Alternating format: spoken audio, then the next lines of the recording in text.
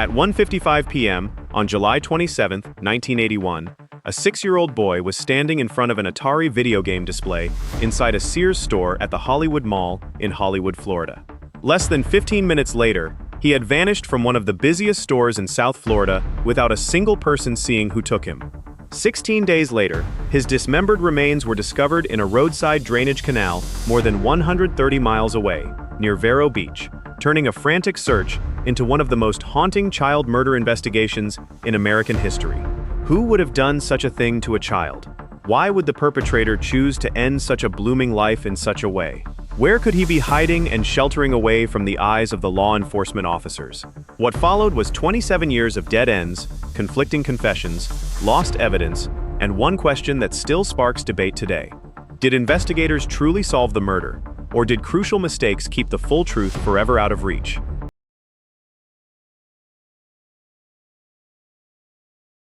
Before we continue, if you're someone who believes every victim deserves to have their story remembered, take a second to subscribe. Every week, we uncover forgotten cases, expose chilling mysteries, and revisit investigations that refuse to be buried. Together, we make sure these stories are never forgotten. Now, let's continue.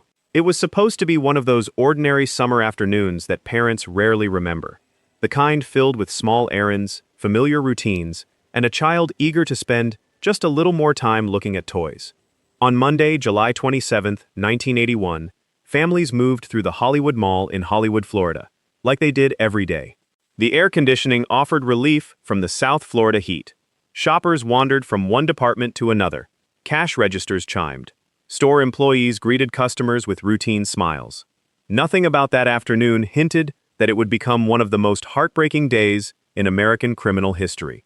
Among those shoppers was 6-year-old Adam Walsh. He wasn't running through the mall or causing trouble. He was doing what millions of children have done inside department stores, standing quietly, fascinated by a video game display. His mother, Revé Walsh, had stepped away for what she believed would only be a few minutes. She wanted to browse the lamp department, while Adam watched a group of older boys gathered around an Atari demonstration kiosk inside the Sears department store. It felt safe. The store was busy. Employees were nearby. Other families filled the aisles. In those days, parents often believed that a crowded public store was one of the safest places a child could be. But safety can be deceptive. Sometimes, danger doesn't announce itself. It blends into ordinary life so quietly that no one notices until it's already too late. When Revé returned, Adam was gone. At first, it didn't seem alarming. Maybe he had wandered into the next aisle. Maybe he was looking at another toy display. Maybe he had simply lost track of where she was. She called his name. Adam. No answer. She walked farther through the toy department. Nothing. Her pace quickened. She checked nearby aisles. Still nothing. Within minutes, that ordinary shopping trip transformed into a frantic search. Store employees joined in. Customers stopped what they were doing to help. People searched behind clothing racks, inside nearby departments, around checkout counters, and near the store entrances. Each passing minute chipped away at hope. No one could explain where the little boy had gone. No one had seen him leave. Or at least, that's what they believed. As police officers arrived at Sears, they faced a question that would define the investigation for decades. Had Adam simply wandered away? Or had someone been watching him long before his mother ever stepped into the lamp department? That single question would lead investigators through thousands of tips, countless interviews, multiple suspects, and nearly 3 decades of unanswered questions. Along the way, critical mistakes would be made. Evidence would disappear. Confessions would raise more questions than answers. And a grieving family would spend years searching for a truth that always seemed just out of reach. But Adam Walsh's story is about far more than one unsolved murder. His disappearance would change how America responds when a child goes missing. It would reshape law enforcement procedures. It would inspire new child protection programs across the country. And it would turn one grieving father into one of the nation's most recognized voices in the fight for justice. Before any of that could happen, though, there was a little boy with bright curiosity, a mother who thought she'd be gone for only a moment, and one ordinary afternoon that would never end the way anyone expected. Who was Adam Walsh away from the headlines? What kind of child was he? And why did everyone who knew him believe his smile could light up an entire room? Before tragedy entered his family's life, there was a happy little boy whose story deserves to be told. Before Adam Walsh became the face of one of America's most famous child abduction cases, he was simply a little boy who loved being a kid. Long before his name appeared on newspaper front pages or evening newscasts, he was the center of his parents' world. Adam John Walsh was born on November 14, 1974, to John Walsh and Revé Walsh. The family lived in Hollywood, Florida, a coastal city just north of Miami. It was the kind of community where neighbors knew one another, children rode their bicycles through quiet streets, and families spent weekends at the beach or local parks. To those who knew him, Adam wasn't shy. He was curious. He asked questions about everything. If something caught his attention, he wanted to understand how it worked. Like many boys his age in the early 1980s, he was fascinated by toy cars, superheroes, and the newest craze sweeping America: video games. The arrival of the Atari 2600 had changed childhood across the country. Department stores often placed demonstration consoles in their toy sections, and children would gather around them for hours, waiting patiently for a chance to play. Adam was no different. The flashing lights, simple sounds, and colorful graphics captured his imagination. His parents often laughed about how easily he could become completely absorbed in watching someone else play. At home, life revolved around ordinary family moments. There were dinners together, weekend outings, birthday celebrations, little traditions that most families take for granted. John Walsh was building his career in the hotel industry, while Revé devoted much of her time to raising Adam. Friends later described them as attentive parents who adored their son and tried to give him a happy, stable childhood. Nothing in their daily lives suggested they would soon become unwilling advocates for millions of missing children across America. In 1981, parenting looked different than it does today. Large shopping malls were viewed as safe gathering places. Children often explored toy departments while parents browsed nearby. There were no smartphones for instant communication, no GPS trackers, and no nationwide alert system that could instantly notify surrounding communities when a child disappeared. If a child went missing, families relied on store employees, local police, television stations, newspapers, and the hope that someone had seen something. The first few hours often passed slowly as information spread from one person to another. No one imagined that these gaps could cost precious time. The Walsh family certainly didn't. To John and Revé, July 27, 1981, began like countless other summer days. There was no argument, no sense of unease, no feeling that something was about to go terribly wrong. It was simply another day to run errands together before heading home. Looking back, investigators would later examine every decision made that afternoon, every minute, every conversation, every movement inside the Sears department store. Because hidden inside those ordinary moments was a chain of events that would forever alter the course of one family's life, and eventually, the way America searched for missing children. The heartbreaking truth is that tragedy rarely announces itself. It often arrives disguised as an ordinary day. And for the Walsh family, that ordinary day had already begun to unfold long before anyone realized they were living through the final carefree hours of Adam's life. The timeline of July 27, 1981, has been reconstructed minute by minute through witness interviews, police reports, and years of investigation. What exactly happened inside the Sears store, and how did a child disappear from one of the busiest places in Hollywood, Florida, without anyone immediately realizing it? That timeline would become the foundation of a mystery that remained unsolved for nearly 3 decades. Now let's take a few steps back and closely review Adam's missing story timeline. On Monday, July 27, 1981, did not begin as a day anyone would remember. 6-year-old Adam accompanied his mother, Revé Walsh, on a trip to the Hollywood Mall in Hollywood, Florida. It wasn't unusual. Parents took their children shopping all the time.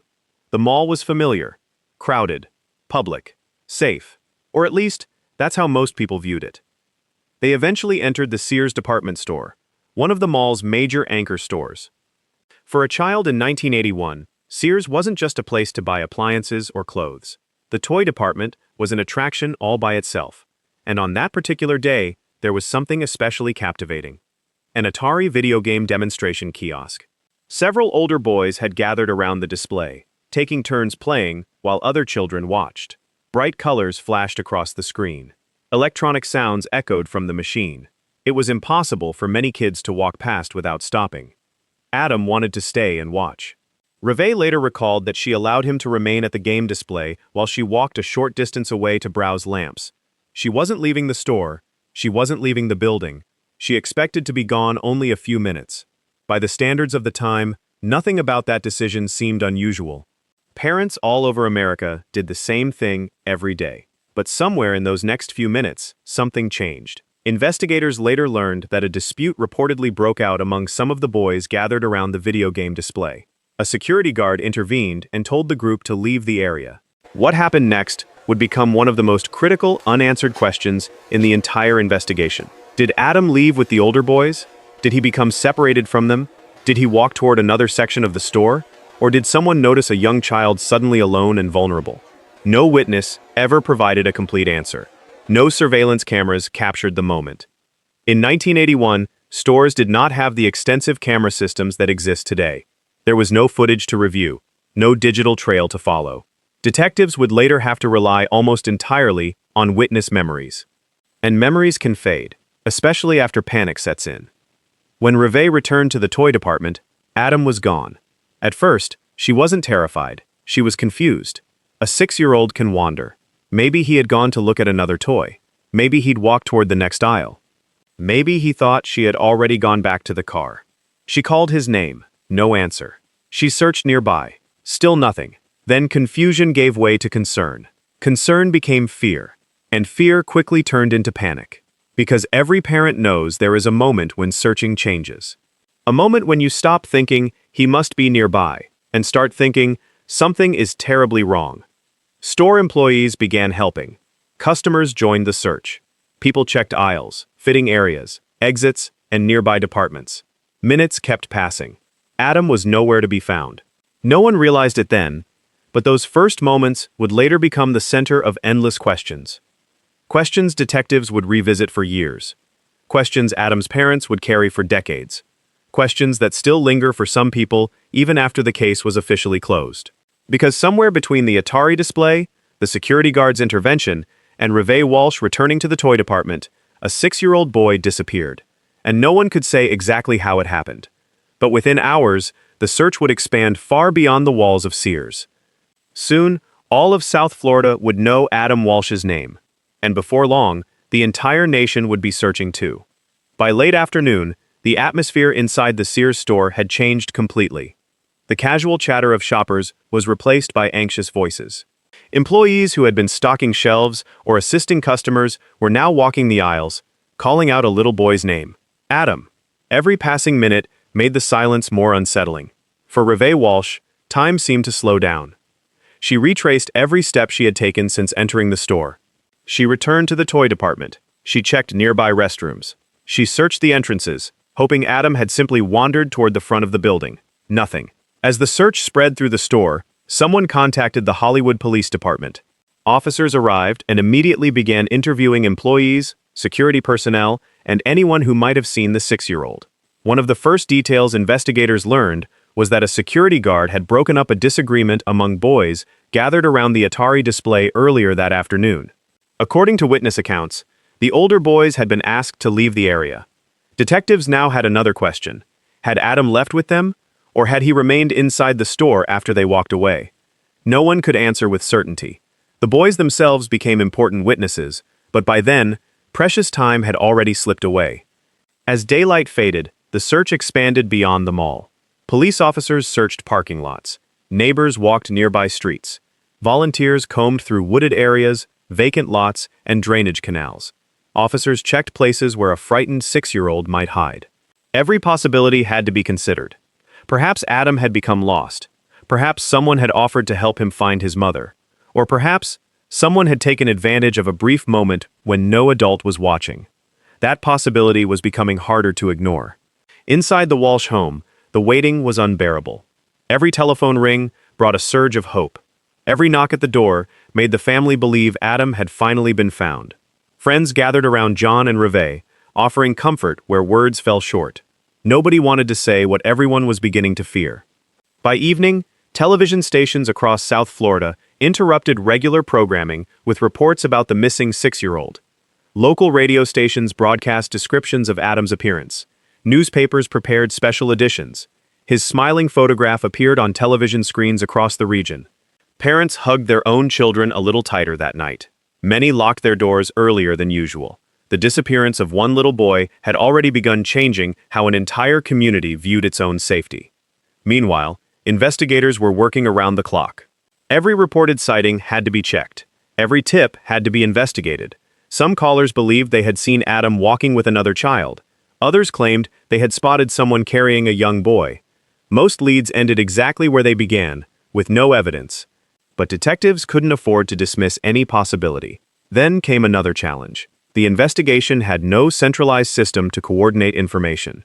In 1981, there was no national missing children database, no Amber Alert, no instant communication between neighboring jurisdictions. Each lead depended on phone calls, handwritten reports, and officers physically sharing information.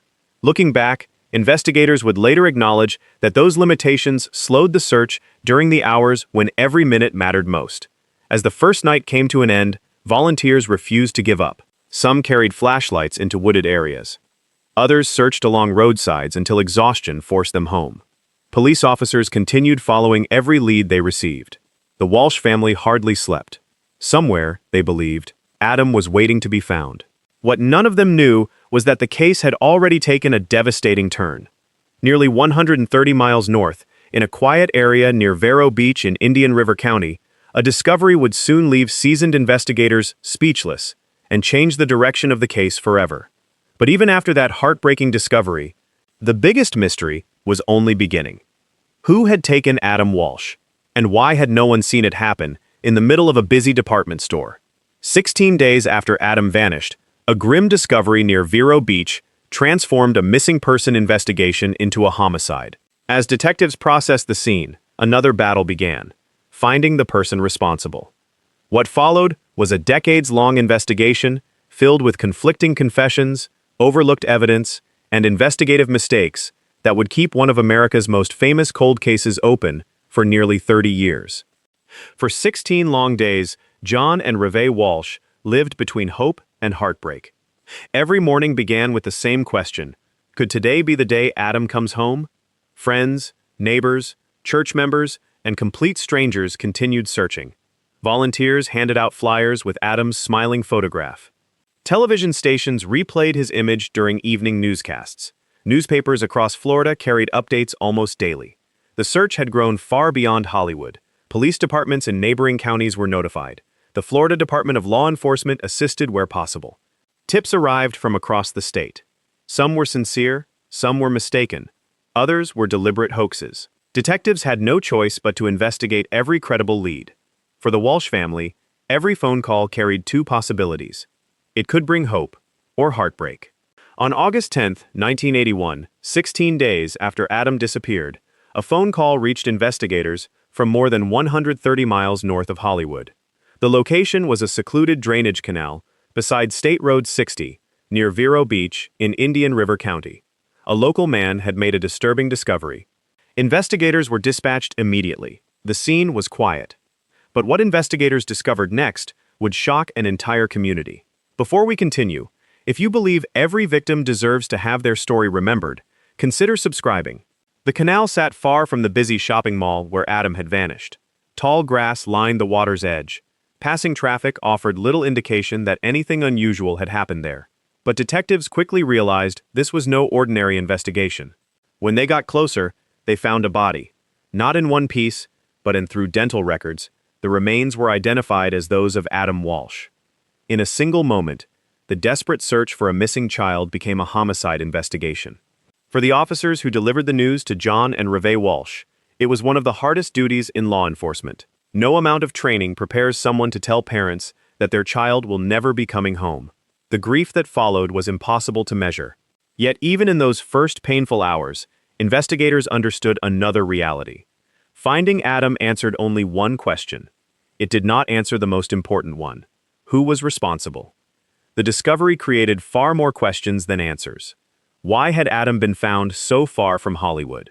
Who knew that remote stretch of road near Vero Beach? Had the offender lived nearby, or simply passed through? Investigators from multiple agencies began comparing notes. Every report, every witness statement, every tip, everything had to be reviewed again from the beginning. As forensic specialists examined the available evidence using the technology of 1981, detectives returned to the Sears store in Hollywood. They re-interviewed employees. They spoke again with customers. They retraced Adam's last known movements, minute by minute. Some witnesses remembered seeing children gathered around the Atari display. Others recalled the security guard asking several boys to leave. But when detectives tried to assemble those memories into one clear timeline, the pieces refused to fit neatly together. Each witness remembered something slightly different. Some remembered times differently. Others couldn't confidently identify who had been present. Without surveillance video, investigators depended almost entirely on human memory. And memory is rarely perfect, especially after a traumatic event. Then another problem emerged. As weeks turned into months, investigators began realizing that opportunities from the earliest hours of the case had been missed. Potential evidence had not always been preserved the way modern investigators would expect. Some witness interviews could have been conducted sooner. Other investigative decisions would later come under intense scrutiny. Years later, the Hollywood Police Department would publicly acknowledge that mistakes made during the original investigation complicated the search for the truth. Those admissions were difficult, but they reflected a painful reality. The investigation had been hindered not only by the limitations of the era, but also by human error. Meanwhile, detectives explored countless possibilities. Could the offender have been someone familiar with the mall? A drifter passing through South Florida? Someone with a history of targeting children? Over the next several years, investigators examined numerous persons of interest. Some were quickly eliminated. Others remained under scrutiny for years. Yet every promising lead eventually reached the same frustrating end. Not enough evidence. No arrest, no prosecution. As the calendar moved into 1982 and then beyond, the case grew colder. Public attention slowly shifted elsewhere. But not for John Walsh. Not for Revé Walsh. And not for the detectives who refused to let Adam's file gather dust. Somewhere, they believed, the person responsible was still alive, living an ordinary life, carrying a secret that had shattered one family forever. Then, nearly 2 years after Adam disappeared, investigators encountered a man whose name would become permanently linked to the case. A convicted drifter, a violent offender, a man known for changing his story almost as often as he told it. His name was Ottis Toole, and what he would say during questioning would divide investigators, legal experts, and the public for decades. Who was Ottis Toole?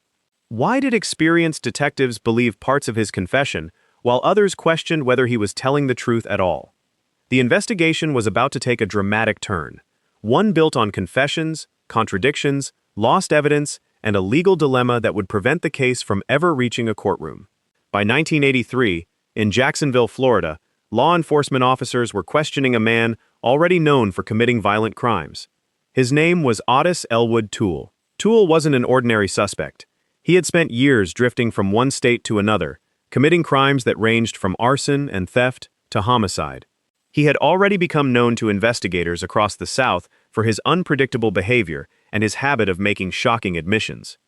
During questioning, detectives asked him about crimes beyond the one they were investigating.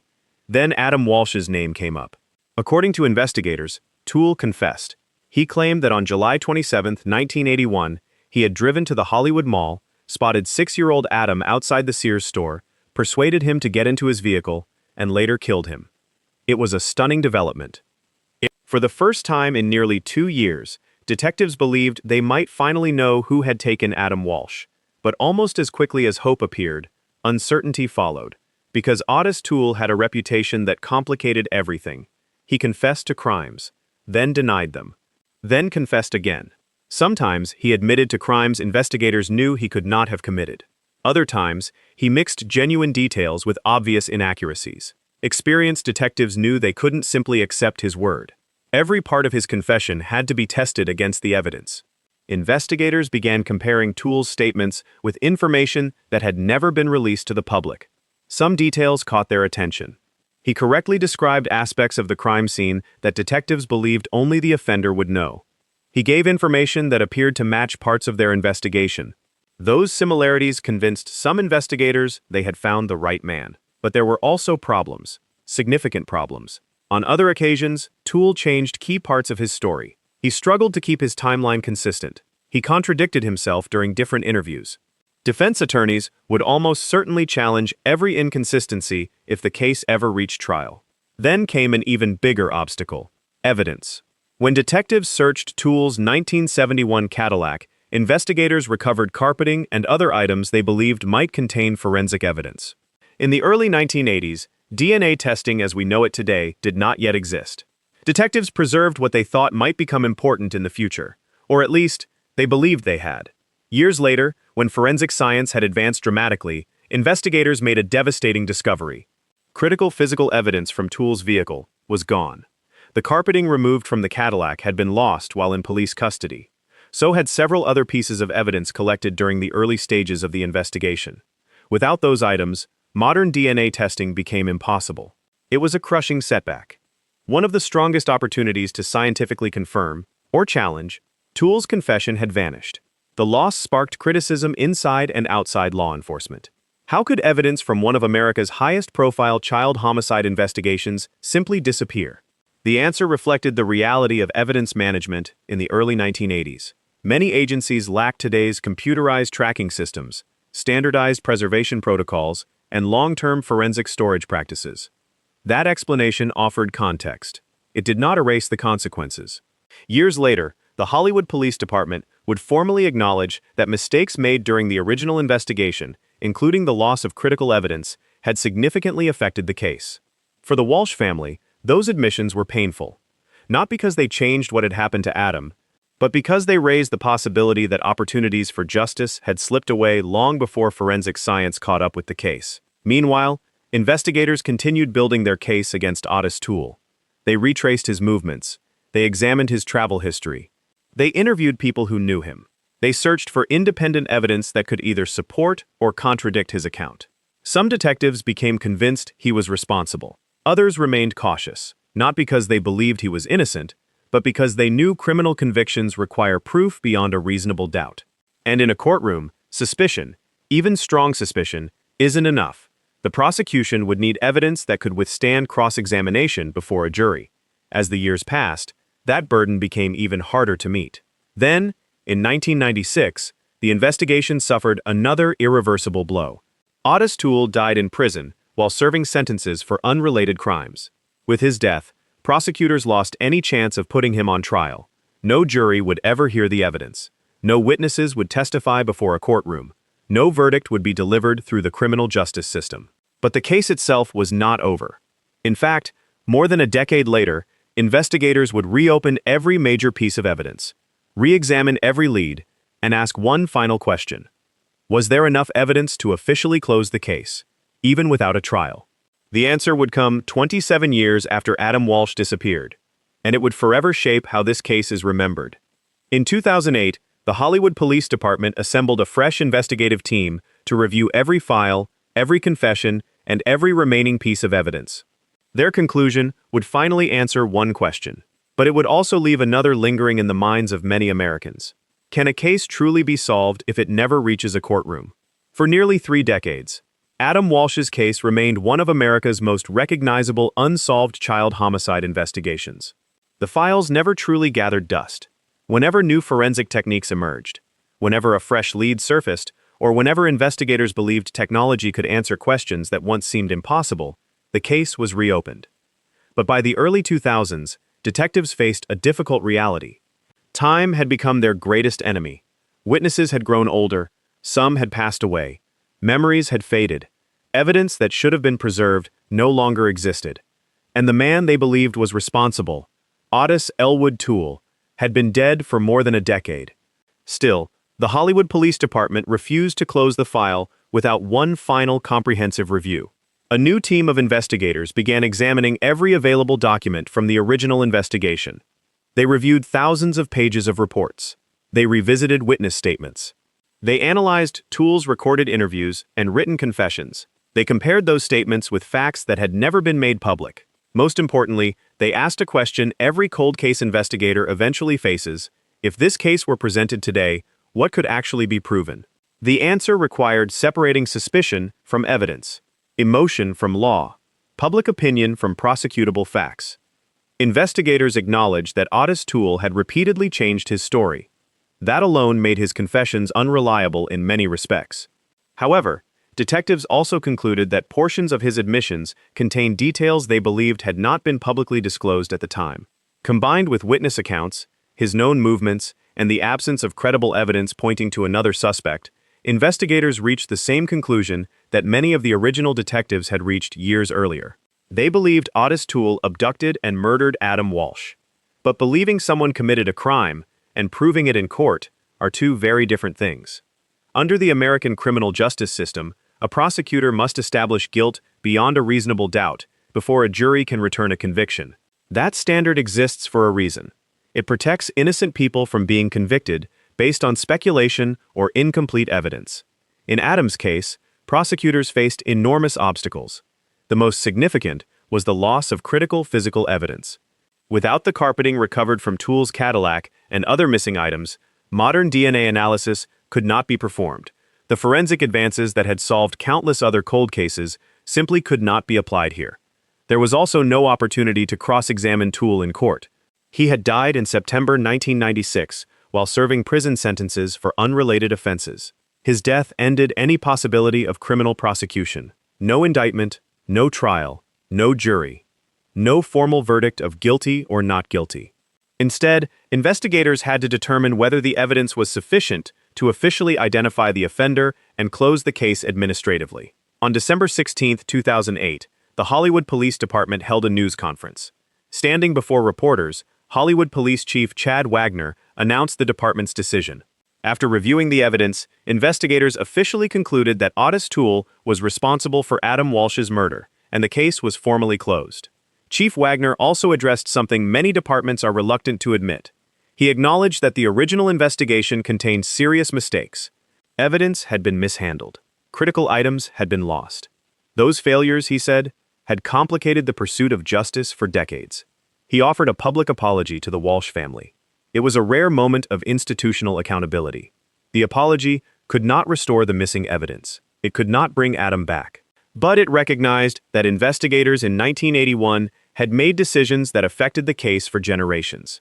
For John and Revé Walsh, the announcement brought complicated emotions. There was relief in finally hearing law enforcement identify the person they believed had taken their son. But relief is not the same as closure. John Walsh later explained that he never liked the word closure. To him, the loss of a child is not something that ever closes. The pain changes over time. Life continues. But the absence remains. There was another reason the announcement drew public debate. Some legal experts questioned whether the case should be considered solved without a criminal trial. Others argued that the evidence reviewed by detectives justified the conclusion, even though a courtroom would never evaluate it. Both perspectives reflected an important distinction. A criminal conviction requires proof before a judge or jury. An investigative conclusion reflects law enforcement's determination based on the available evidence. In Adam Walsh's case, there would never be a criminal conviction because the primary suspect had died years earlier. The department's conclusion was the final official chapter of the investigation, not a judicial verdict. For many Americans, that distinction still matters, and it remains one of the reasons Adam Walsh's case continues to be discussed decades later. But while the legal process had reached its end, the Walsh family's work was only beginning. Instead of allowing grief to define the rest of their lives, John and Revé chose a different path. One that would transform child protection across the United States and help bring countless fugitives to justice. The greatest legacy of Adam Walsh would not be the tragedy that ended his life. It would be the lives saved because his parents refused to stop fighting. Coming up, in the aftermath of unimaginable loss, John and Revé Walsh made a decision that changed America. Their campaign for missing children led to new laws, national search programs, and one of the most influential crime shows in television history. Adam's story was no longer just about what happened in 1981. It became the catalyst for protecting generations of children who came after him. There are moments in history when one family's heartbreak becomes a turning point for an entire nation. The death of 6-year-old Adam Walsh was one of those moments. For John and Revé Walsh, life would never return to what it had been before July 27, 1981.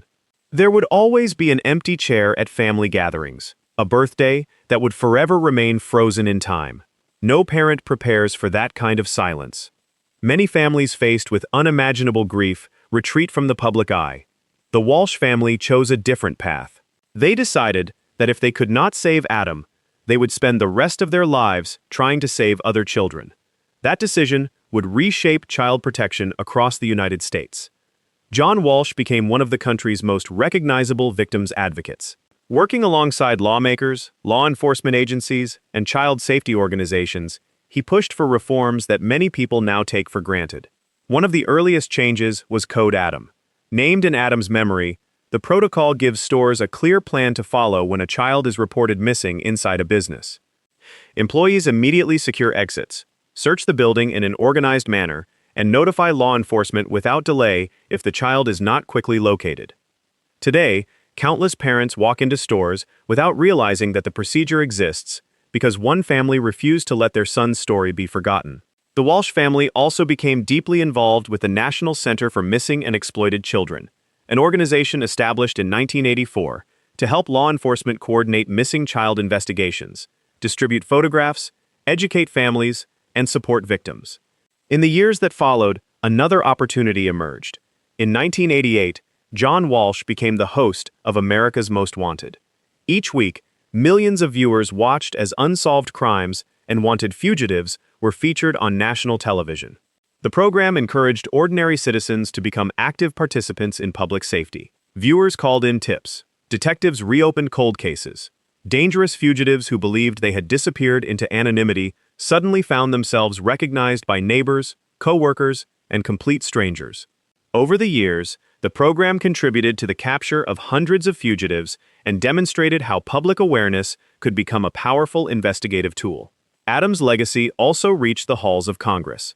In 2006, the Adam Walsh Child Protection and Safety Act was signed into law.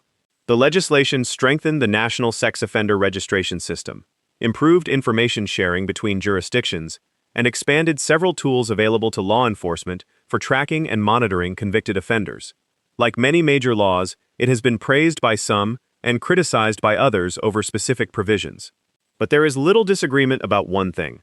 Adam Walsh's case permanently changed the national conversation about child safety. Looking back today, investigators often reflect on how differently the case would unfold if it happened in the present. Modern shopping centers are covered by surveillance cameras. Children can often be located through digital technology. Law enforcement agencies share information almost instantly across jurisdictions. Missing child alerts reach millions of phones within minutes. Forensic science can recover evidence that investigators in 1981 could barely imagine.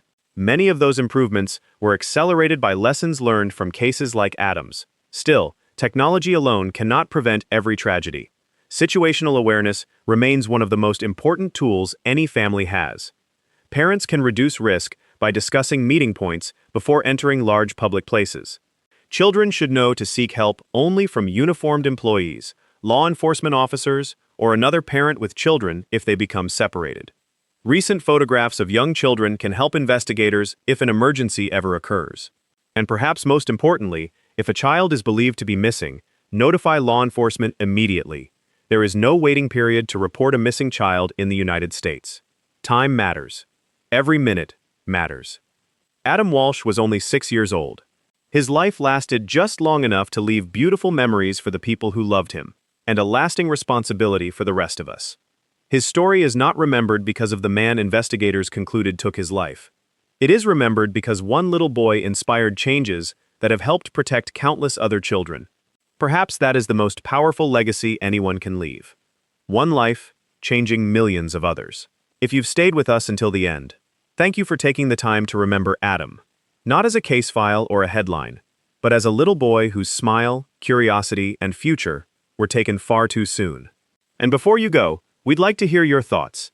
Do you believe the evidence was sufficient for investigators to officially close Adam Walsh's case, or do you think the missing evidence means some questions will always remain unanswered? Share your perspective respectfully in the comments below. If this documentary helped you better understand this case and the lasting impact it had on child safety in America, consider subscribing for more carefully researched true crime documentaries that focus on the facts, honor the victims, and explore the lessons every case can teach us. Because sometimes, remembering the past is one of the best ways to protect the future. Here is another shocking crime story that questions logic and left detectives puzzled for years before they stumbled upon a clue that changed the entire trajectory of the crime.